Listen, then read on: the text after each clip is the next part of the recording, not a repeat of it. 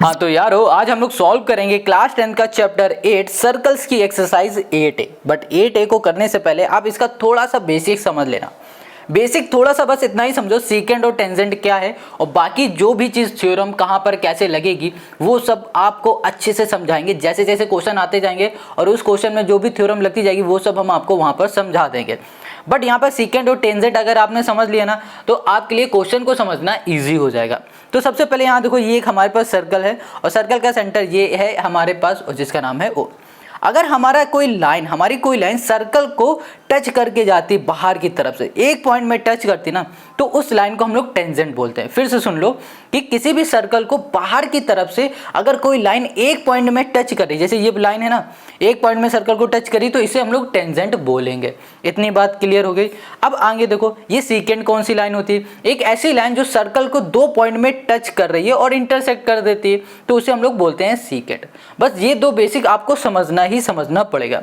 अब देखो टेंजेंट है ना, एक पॉइंट से कितने टेंजेंट बन सकते हैं? एक पॉइंट से हमेशा याद रखो सिर्फ एक ही टेंजेंट बनेंगे, एक से ज्यादा टेंजेंट नहीं बनेंगे। जैसे कि यहाँ पर, अब यहाँ पर देख लेना number of tangent to a circle, ये भी थोड़ा सा पढ़ लेना, ठीक है। और बाकी तो यहाँ पर थ्योरम है। अब ये सारी जितनी भी थ्योरम है अगर आप कहोगे तो हम अलग से इन सभी का वीडियो बना देंगे, बट वीडियो तब बनाएंगे जब आप इस वीडियो में 100 लाइक कर दोगे। 100 लाइक कर दोगे, कमेंट करके कहोगे भैया कि हमें थ्योरम चाहिए, तो हर एक थ्योरम का पर्टिकुलर वीडियो बना के अपलोड कर देंगे। आप जैसे ही कराओगे, जैसे ही कमेंट करोगे, सब कुछ हम कर देंगे।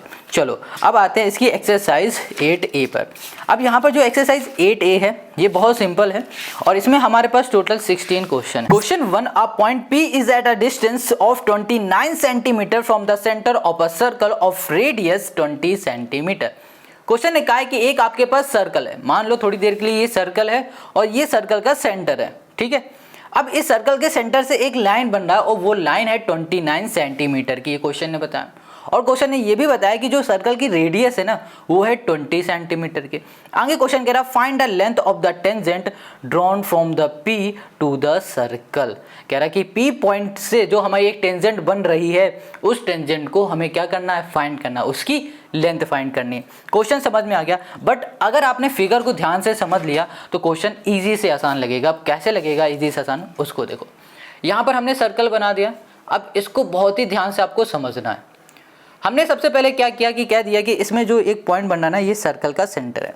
क्वेश्चन ने बताया था कि सर्कल के सेंटर से एक पॉइंट बन रहा है, एक लाइन बन रही जो कि है 29 सेंटीमीटर की। हमने यहाँ पर एक लाइन बना दी 29 सेंटीमीटर की और इसका नाम रख दिया P, जो कि क्वेश्चन ने हमें बताया था।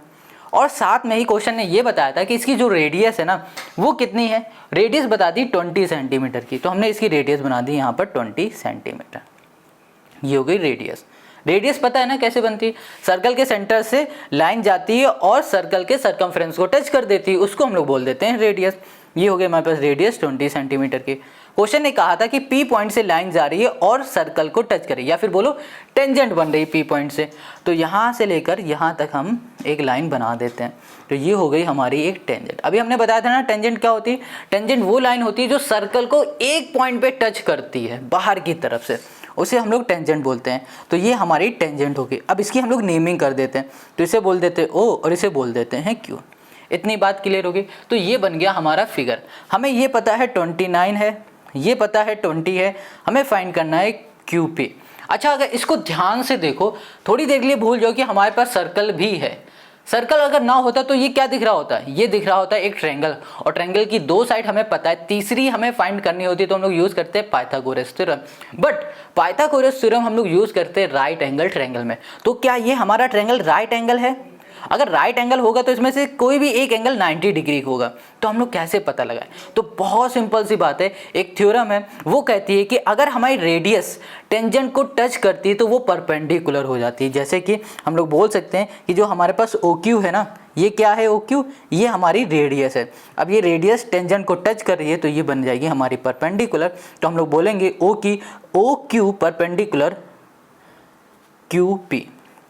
सिंपल है, बस इतना ही। अब ये हमारा परपेंडिकुलर हो गया तो हमें पता है कि जब भी हमारा परपेंडिकुलर बनता है ना तो वहाँ पर 90 डिग्री का एंगल बनता है। तो ये बन गया हमारा 90 डिग्री का। अब हमें समझ में आ गया कि यहाँ पर यूज़ कर देंगे पाइथागोरस थ्योरम और पाइथागोरस थ्योरम से ये तीसरी साइड निकालेंगे। बन गया ना इजी से आसान वाला क्वेश्चन। थ्योरम भी हम लोगों ने सीख लिया और हमने ये भी सीख लिया क्या करना है। अब बात आती है कि इसको रिप्रेजेंट कैसे करेंगे। तो सबसे पहले यहाँ पर जो भी चीज़ हमने की है उन सब चीज़ों को हम लोग लिखेंगे। जैसे कि यहाँ पर देखो आप ध्यान से, हमने सबसे पहले क्या बनाया हुआ है, हमने सबसे पहले बनाया हुआ है एक ओ। ओ हमारा क्या है, ये सेंटर है सर्कल का। तो हम यहाँ लिखेंगे ओ, ठीक है, यहाँ लिख दिया ओ। यहाँ लिखते हैं let O be the centre of the circle, ठीक है। इतनी बात क्लियर है। अब यहाँ पर हमें पता है जो OP है वो है हमारे पास 29 सेंटीमीटर की और जो OQ है वो है हमारे पास 20 सेंटीमीटर का। अब देखो जो हमारे पास QP है वो क्या है, टेंजेंट है। या देखो QP ये हो गया हमारे पास इज अ टेंजेंट। बस QP is a tangent at Q and हमने कर दिया OQ इज द रेडियस। बस जो भी चीज़ है ना, बस वो सब आपको लिखना है। इतनी बात क्लियर होगी। और यहाँ पर हमने पहले बता दिया जो OQ है वो परपेंडिकुलर है QP से, तो ये हमारा 90 डिग्री बन गया है। तो अब हम लोग यहाँ पर यूज़ कर सकते हैं पाइथागोरस थ्योरम।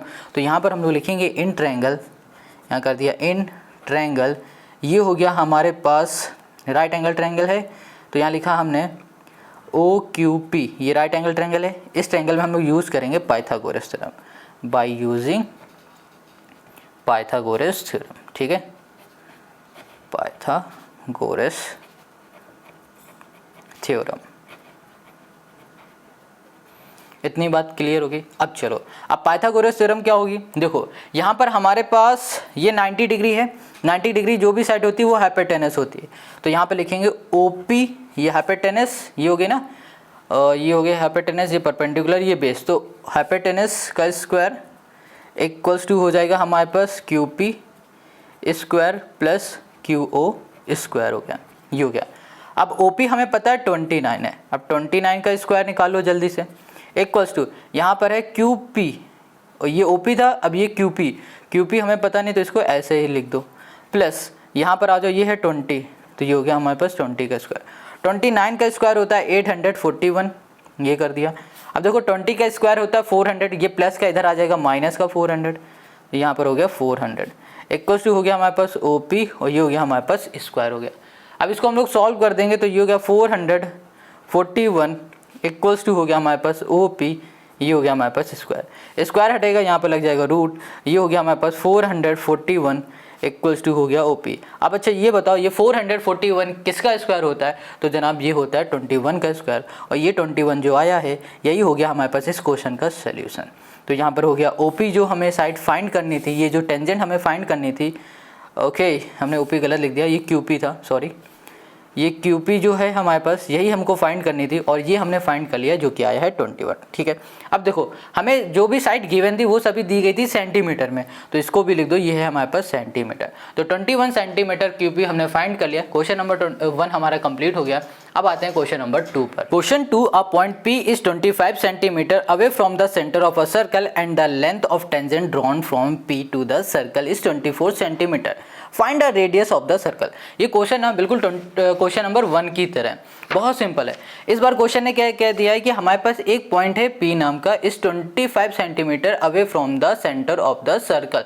मतलब कहने का ये है कि सर्कल का ये सेंटर है, तो सर्कल के सेंटर से 25 मीटर दूर एक पॉइंट बन रहा है जिसका नाम P है। कुछ इसी तरीके से एक पॉइंट बन रहा है, ठीक है। अब क्वेश्चन ने बता दिया है and the length of the tangent drawn from the P। अब P से एक टेंजेंट ड्रॉ हो रही है और उसकी जो लेंथ है ना वो 24 सेंटीमीटर की। तो देखो इस बार हमको ये दे दिया गया है, ठीक है, ये डिस्टेंस दे दी गई है, टेंजेंट दे दिया गया है और साथ में हमसे पूछा गया find the radius of the circle. हमसे इस बार रेडियस पूछ लिया गया। क्वेश्चन बिल्कुल वैसे ही है जैसे हम लोगों ने 1 किया था, बिल्कुल सेम वैसे ही सॉल्व होगा।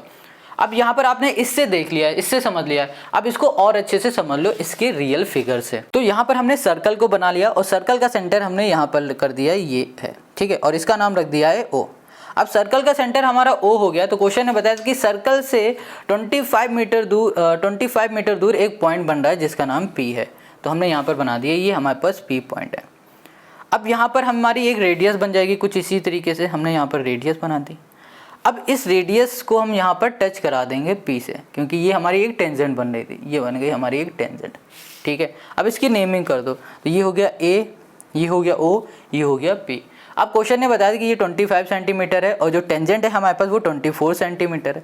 तो जनाब रेडियस क्या है ये फाइंड करना है। फिगर तो समझ में आ गया होगा। अब इसमें रिप्रेजेंट कैसे करना है वो देखो। तो सबसे पहले हमने क्या किया, हमने लेट करिए, लेट जो हमारे पास AP है वो हमारी क्या है, एक टेंजेंट है। AP यहाँ कर दिया B द, यहाँ कर दिया हमने टेंजेंट। और फिर यहाँ पर हमें पता है कि जो OP है वो है हमारे पास 25 सेंटीमीटर है, ठीक है। और जो AP है वो हमारे पास है 24 सेंटीमीटर है।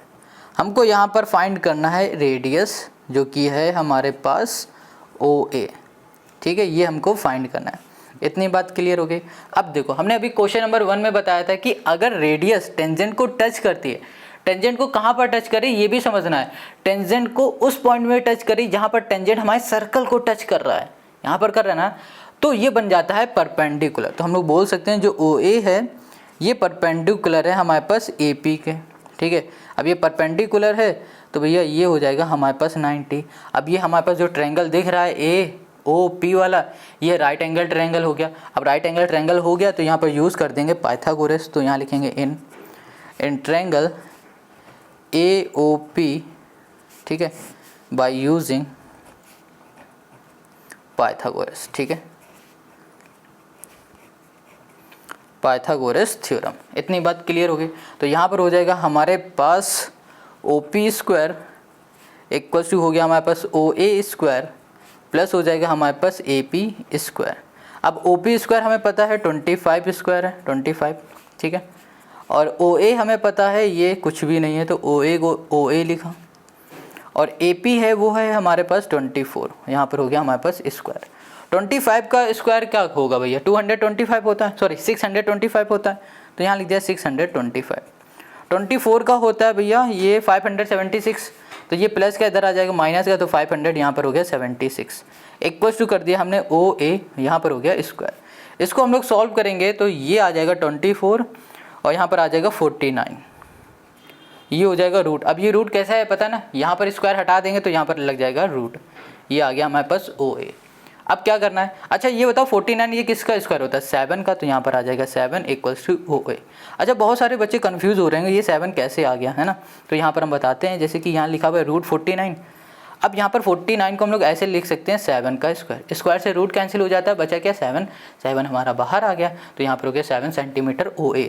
OA हमारा क्या था, रेडियस थी, हमें रेडियस ही तो फाइंड करना था, तो हमने यहाँ पर फाइंड कर लिया इस क्वेश्चन में रेडियस, और यही हो गया क्वेश्चन नंबर 2 का हमारा सोल्यूशन। अगर कहीं भी कोई भी डाउट हो तो कमेंट करके पूछ सकते हो या फिर मैसेज करो इंस्टाग्राम में। अब आते हैं हम लोग नेक्स्ट क्वेश्चन पर। Question 3 two concentric circle are of radii 6.5 centimetre and 2.5 centimetre, find the length of the chord of the larger circle which touch the smaller circle.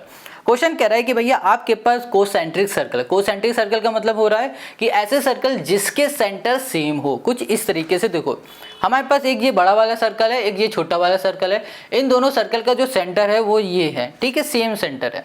इतनी बात क्लियर हो गई।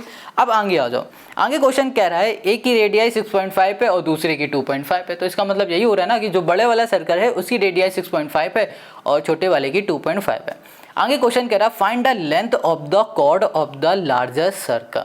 जो लार्जर सर्कल में कॉर्ड बन रही है ना उसकी लेंथ को फाइंड करना है। तो देखो ये लार्जर सर्कल हो गया और इसमें हमारे पास ये कॉर्ड बन रही है, ठीक है, ये कॉर्ड बन रही, ये AB नाम की ये पूरी कॉर्ड है, इसको हमें फाइंड करना है, इसकी लेंथ को हमें फाइंड करना है। इतनी बात क्लियर हो गई। आगे कह रहा है विच टच द स्मॉलर सर्कल, जो कि स्मॉलर सर्कल को टच कर रहा है। समझ में आ गया। देखो ये OC हो गया छोटे वाले की रेडियाई, ठीक है, और ये OA हो गया बड़े वाले की रेडियाई, और AB हो गया, अगर सिर्फ बड़े वाले सर्कल को देखोगे तो AB बन जाएगा ये एक कॉर्ड, और ये कॉर्ड टच कर रही है सर्कल को, छोटे वाले को।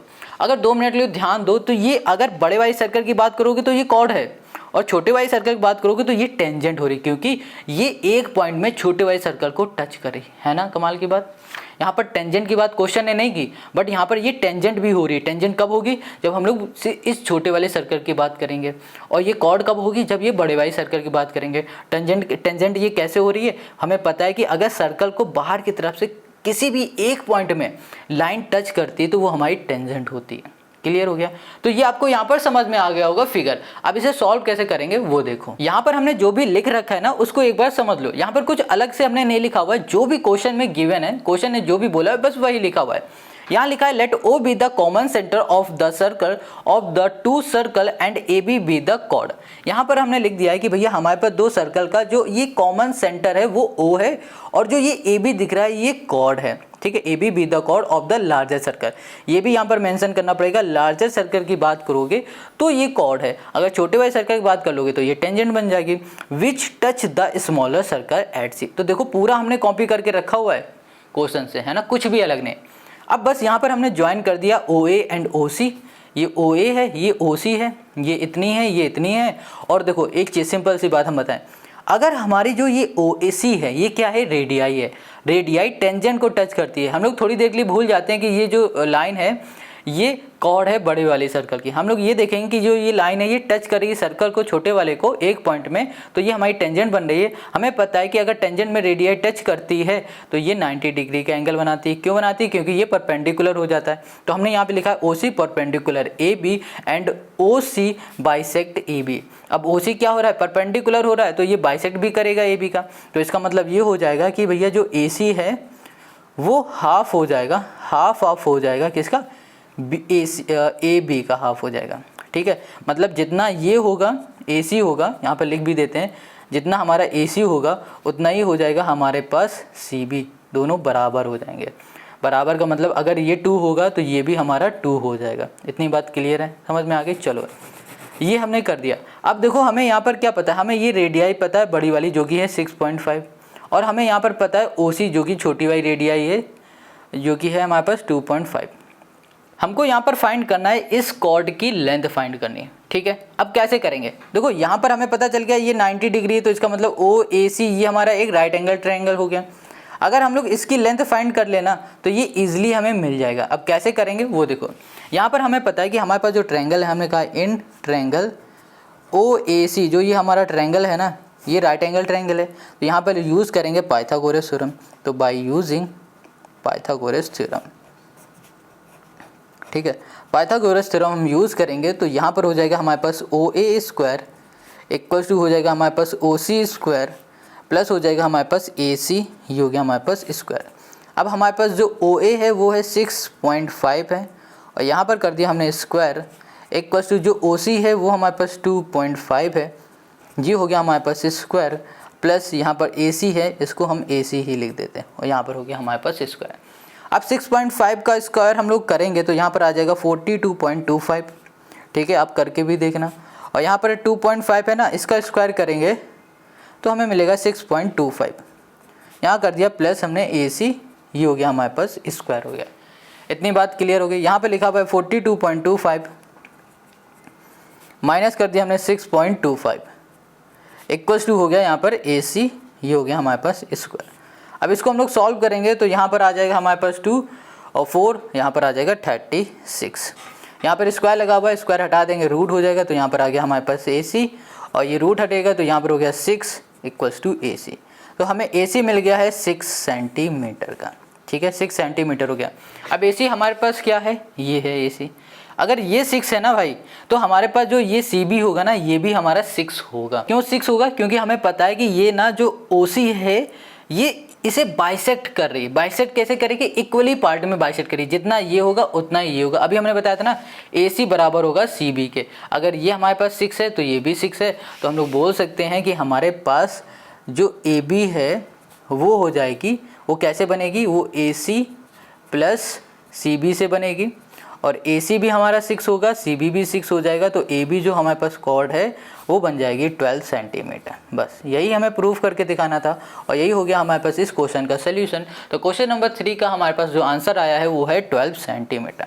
इतनी बात क्लियर हो गई। Question 4, in the given figure a circle inscribed in a triangle ABC touch the side AB BC AC at a point D E and F respectively. If AB this, BC this and AC this, find the length of AD BE and CF। Question यहाँ पर कह रहा है कि अगर नहीं, simple सा question ये कह दिया कि आपके पास एक ट्रायंगल है और ट्रायंगल के अंदर एक सर्कल बन रहा है, और वो सर्कल ए बी साइड को टच कर रहा है डी में, और ए सी को टच कर रहा है एफ पॉइंट में, और बी सी को टच कर रहा है ई पॉइंट में, तो यहाँ पर कहा गया है कि भैया ए डी बी ई और एफ सी की साइड क्या होगी, लेंथ क्या होगी, ये पूछा गया। सिंपल से यहाँ पर यूज़ करेंगे थ्योरम का, और थ्योरम कहती है कि जनाब अगर एक्सटर्नल पॉइंट से हमारी कोई टेंजेंट बन रही है तो वो टेंजेंट आपस में इक्वल होगी। अब इसको कैसे समझोगे वो देखो, एक्सटर्नल पॉइंट हमारा ये ए भी है, एक्सटर्नल पॉइंट बी भी है, और एक्सटर्नल ये हमारा सी भी है। अगर हम लोग ए को लेते हैं, ए से हमारी टेंजेंट जा रही है ना, अगर डी से ए की बात करें तो ये टेंजेंट ही है। हमने क्या बताया, टेंजेंट किसे कहते हैं, अगर सर्कल को बाहर की तरफ से एक पॉइंट में कोई लाइन टच करती है तो उसे हम लोग टेंजेंट करते हैं। तो डी ए की बात करें तो ये भी टेंजेंट है, और ए एफ की बात करें ये भी टेंजेंट है, और ये दोनों ही जो साइड हैं, दोनों ही जो टेंजेंट है, ये बन कहाँ से रही है, एक्सटर्नल पॉइंट से बन रही है। जब कभी भी एक्सटर्नल पॉइंट से हमारी टेंजेंट बनती है वो आपस में इक्वल होती है, मतलब कि जो डी ए होगी वो बराबर होगी ए एफ के, ठीक है। वैसे ही बी भी हमारा एक्सटर्नल पॉइंट है। अब इस एक्सटर्नल पॉइंट से हमारी टेंजेंट बन रही है, तो जो ये टेंजेंट बन रही है ये दोनों टेंजेंट आपस में इक्वल हैं। ऐसे ही सी हमारा एक्सटर्नल पॉइंट है, इससे भी हमारी टेंजेंट बन रही सी एफ और ई सी, ये दोनों भी हमारी आपस में इक्वल हैं। बस यही समझाना था, ये आपने समझ लिया ना। अब इसे सॉल्व कैसे करेंगे वो देख लो। तो यहाँ पर ना जो भी हम लोग थ्योरम को यूज़ कर रहे हैं वो हमने लिख लिया। हमने यहाँ लिखा है the length of a tangent drawn from a external point to a circle are equal. तो हमने क्या बताया कि भैया एक्सटर्नल पॉइंट से हमारी अगर टेंजेंट बन रही है तो वो आपस में इक्वल होगी। इतनी बात क्लियर होगी। अब बात करते हैं ए पॉइंट की। ए क्या है हमारे पास, ये एक एक्सटर्नल पॉइंट है, तो यहाँ लिखा है A is a external point, ठीक है। यहाँ कर दिया हमने पॉइंट। अब देखो ए हमारा एक्सटर्नल पॉइंट है, तो इस एक्सटर्नल पॉइंट से ये एक टेंजेंट बन रही है, ये टेंजेंट बन रही है, तो ये दोनों आपस में इक्वल हैं। तो हम लोग बोल सकते हैं कि जो ए डी टेंजेंट है वो बराबर है ए एफ के, ठीक है। अब इसका नाम रख देते हैं, इसको बोल देते हैं x। अगर इसको x बोलेंगे तो ये भी हमारा x हो जाएगा। तो हमने कह दिया ये दोनों हमारे x हैं, हमारे x नहीं है, ये x सेंटीमीटर की लेंथ ये भी बोल सकते हो, ठीक है। या किसी के x नहीं है, ये x हमने इसकी लेंथ बता दी। इतनी बात क्लियर है। अब वैसे ही अगर हम लोग बात करें b की, तो b भी तो हमारे पास क्या है, b इज़ एक्सटर्नल, यहाँ कर दिया हमने पॉइंट। b भी हमारा एक्सटर्नल पॉइंट है, तो हम लोग बोल सकते हैं जो db है वो बराबर है बी एफ के। और ये दोनों हमारे कैसे हैं, ये दोनों हमारे हैं y, बोल लो इसे, ये y हो गए, ये क्या हो गया हमारे पास, y हो गए। इतनी बात क्लियर हो गई। चलो अब जो ये c दिख रहा है ना, c भी तो हमारा एक्सटर्नल पॉइंट है, तो हमने कह दिया c इज़ अ एक्सटर्नल, यहाँ कर दिया हमने पॉइंट। c हमारा एक्सटर्नल पॉइंट हो गया, तो हम लोग बोलेंगे जो एफ सी है वो बराबर है सी ई के, और ये दोनों बराबर हो जाएंगे z के। तो हमने बोल दिया ये दोनों y के इक्वल हैं, ये दोनों x के इक्वल हैं, और ये हो जाएंगे हमारे z। क्लियर इतनी बात। तो ये बात आपको यहाँ पर समझ में आ गई। अब बात आती है इसको आगे सॉल्व कैसे करेंगे। तो देखो यहाँ पर ना अगर हम लोग बोले ए बी की बात करें, तो ये ए बी ये साइड जो बन कैसे रही है, ये ए बी साइड बन रही जब हमने x और y को ऐड कर दिया। x और y को ऐड किया ना, तब क्या बना ए बी, और ए बी की लेंथ हमें यहाँ पर गिवन है, चेक कर लेते हैं। ए बी की लेंथ है हमारे पास 12 सेंटीमीटर, है ना। वैसे ही अगर हम लोग ए सी की बात करें, ए सी, तो ये बन कैसे रहा है, x और प्लस z, इन दोनों को जब ऐड करेंगे तभी तो ए सी है ना बन रहा है। तो यहाँ पे लिखेंगे x plus z equals to हो जाएगा हमारे पास ए सी कितना है, सॉरी ए सी 10 है, यहाँ कर दिया 10 सेंटीमीटर, ठीक है। और फिर ऐसे ही बी सी को देख लो, y और z है, तो यहाँ लिखा हमने y plus z equals to हो गया हमारे पास बी सी, ये है 8 सेंटीमीटर। इतनी बात क्लियर है। ये हो गया हमारे पास पहली इक्वेशन, ये हो गई दूसरी इक्वेशन, और ये हो गई हमारे पास तीसरी इक्वेशन। इतनी बात आपको समझ में आ गई। अब हम लोग क्या करेंगे, अब हम लोग ले लेते हैं दूसरी पहली इक्वेशन को और ले लेते हैं तीसरी इक्वेशन को। तो यहाँ लिखा फ्रॉम फर्स्ट एंड यहाँ कर दिया हमने थर्ड। इतनी बात क्लियर हो गई। अब इसको हम लोग क्या करेंगे, सब्ट्रैक्ट करेंगे। यहाँ लिख देते हैं subtract first equation and second equation. तो पहली इक्वेशन है हमारे पास x plus Y equals to 12 centimetre. दूसरी इक्वेशन हमारे पास y प्लस z है ना, तो z यहाँ लिख देते हैं और y यहाँ लिख देते हैं, इक्वल्स टू हो जाएगा हमारे पास 8 सेंटीमीटर हो गया, ठीक है। यहाँ पर आ जाओ। अब देखो यहाँ पर सब्ट्रैक्ट कर रहे हैं तो साइन चेंज हो जाते हैं, तो ये इससे कैंसिल हो जाएगा। यहाँ पर आ जाएगा हमारे पास x minus Z equals to 4 centimetre. तो हमें x माइनस जेड मिल गया और इसे बोल दो ये हमारे पास फोर्थ इक्वेशन है। कैसी इक्वेशन हमारे पास? फोर्थ इक्वेशन है। इतनी बात क्लियर हो गई। चलो अब आगे आ जाए। यहाँ पर x माइनस जेड हमें मिल गया है 4 सेंटीमीटर है, ठीक है। और अगर हम लोग यहाँ पर ना चौथी इक्वेशन को ले लें और हम लोग दूसरी इक्वेशन ले लें, तो यहाँ लिखते हैं फ्रॉम फोर्थ एंड हमने कर दिया सेकंड। तो यहाँ पर हो जाएगा हमारे पास x plus Z equals to 10 centimetre और यहाँ पर हो गया हमारे पास x minus Z equals to 4 centimetre. अब इन दोनों को हम लोग ऐड करेंगे। जब ऐड करेंगे तो ये कैंसिल हो जाएगा। यहाँ पर आ जाएगा हमारे पास 2x और यहाँ पर हो जाएगा हमारे पास 14 सेंटीमीटर। 2 से ये हमारा कैंसिल, तो x इक्वल्स टू हमें मिल गया 7 सेंटीमीटर। इतनी बात क्लियर हो गई। अब देखो हमने x की वैल्यू निकाली। जैसे ही हमने x की वैल्यू निकाली ना, वैसे ही y की निकालो, वैसे ही z की निकालो। अब x की वैल्यू निकाली तो इस x की वैल्यू को उठाओगे और पहली वाली इक्वेशन में पुट कर दोगे तो y की वैल्यू आ जाएगी। तो यहाँ पे लिखेंगे putting x equals to 7 in equation हमने कर दिया फर्स्ट। पहली इक्वेशन में पुट करेंगे तो यहाँ पर हो गया 7 प्लस वाई इक्वल्स टू 12। यहाँ पर हो गया y equals to 12 minus 7 equals to हो गया हमारे पास 5। ये हो गया 5 सेंटीमीटर। तो y की वैल्यू हमको यहाँ पर मिल गई 5 सेंटीमीटर, x की वैल्यू मिल गई हमें 7 सेंटीमीटर। और अब हम लोग निकालेंगे किसकी वैल्यू? z की वैल्यू। तो z की वैल्यू निकालने के लिए आप क्या करो, y की वैल्यू यहाँ पुट कर दो तो आपको z की वैल्यू मिल जाएगी। तो हमने यहाँ पे लिखा ओके, हमने यहाँ लिखा पुटिंग y इन इक्वेशन हमने कर दिया थर्ड। तीसरी इक्वेशन में पुट करेंगे तो यहाँ पर हो गया y की जगह पे 5 प्लस जेड इक्वल्स टू 8। तो z इक्वल्स टू 8 माइनस 5, तो z की वैल्यू हमें मिल गई 3। तो देखो z की वैल्यू मिल गई, y की वैल्यू मिल गई और x की वैल्यू मिल गई। अब आ जाओ फिगर में। यहाँ पर क्या है? x है। x की वैल्यू हमने अभी क्या निकाला हुआ है? 7। ये आ गया 7।